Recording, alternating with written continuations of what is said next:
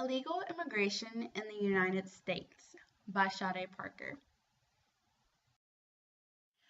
My first slide is why do illegal immigrants come to the United States from Mexico?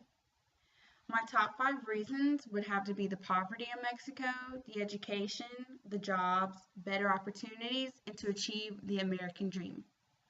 Dealing with the poverty in Mexico, the population in Mexico is about 105 million, while 40% is living in poverty. There are 23 million residents in America that are from Mexico, while 73% live in the bordering states, which is the reason why I have this picture right here. The bordering states that they usually go to is California, Arizona, New Mexico, and Texas. The picture here to the right is a woman holding a sign that says legalization for us. The picture at the bottom shows these illegal immigrants hopping onto a train that is starting at Mexico and coming to America.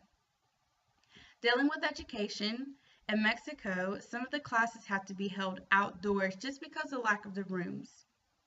Critics have said that Mexico's ranking is the worst for education and is putting the country at a disadvantage in an expanding globalized world. Dealing with the jobs, the average wage in Mexico is $4.15 an hour. But for those who live in an agricultural industry, they make even less than $4.15 an hour. Illegal immigrants that come to America to work usually send half of their yearly earnings back to their families over in Mexico.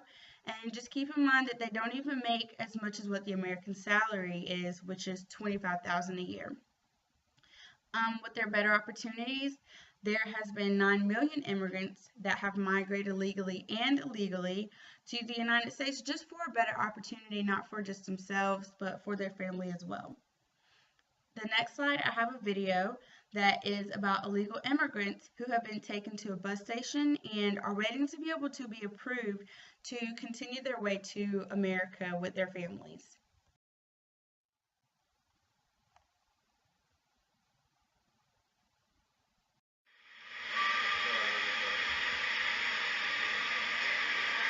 What are we seeing here? As you can see, the majority of these people that are at the Greyhound bus station, they have that piece of document that's allowing them to continue the way to the country. What that means is that the majority of these people crossed the border illegally and were then dropped off here at the bus station so they can continue to their final destination. And that final destination is going to be to an American city near you. We do know that, they have the papers in hand. You see how it's so overcrowded in here. They've even set up food stations in there and medical stations, which we understand the humanitarian side of this issue. And it's a crisis, obviously, but this right here is a border insecurity at its best. Our border's not patrolled, is not being secured. And we need to make sure that the American public knows what's going on, that our federal government is releasing thousands and thousands of illegal aliens into our communities. And these people are family units, which is why they're... Yeah, these are family units. As you can see, there's small children, families, women. And obviously, these kids are going to have to go to school as soon as the school starts again. And these kids are going to be eligible.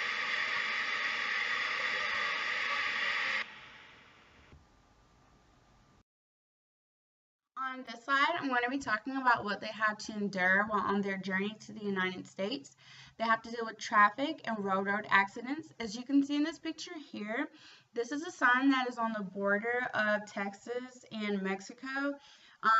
Obviously, this is where their families usually are trying to migrate to America, and is on either a highway or a road.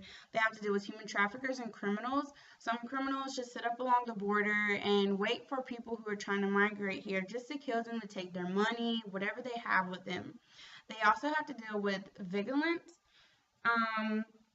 They have to try and pass 20,000 Border Patrol agents and get through past the 24-hour surveillance cameras, night vision scopes, and also seismic sensors. So it's pretty crucial trying to illegally come to the United States. They also have a fear of being returned while on their way here. Many illegal immigrants are turned to Mexico while they're found here in America legally, but some do try to go back to America because all the opportunities that are better for them and their families. They could possibly die of heat exposures. In the past year, there's been a recording of 463 deaths along the desert that stretches to the southern tip of the Border Patrol, which is the Rio Grande Valley, that is in South Texas, right on the border of Texas and Mexico.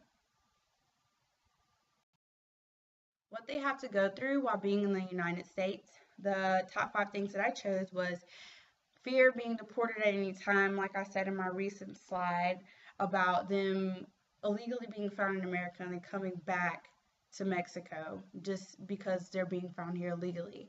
They have to deal with harassment. It's hard for them to get tax paying jobs, like I said in the first slide. Whenever they come here, they're usually making less than what the average American salary is, and they're just getting paid under the table, no tax paying jobs. They have to deal with standard of living just because they don't have certain documentations or green cards or anything like that. It's pretty hard for them to try to live on their own to sustain that big responsibility. They have to find other people to live with, shelter homes, anything. And the last thing would be problems communicating with civilians. It's harder for immigrants to learn our language, and especially if they're adults. My sources, thank you so much for watching my video.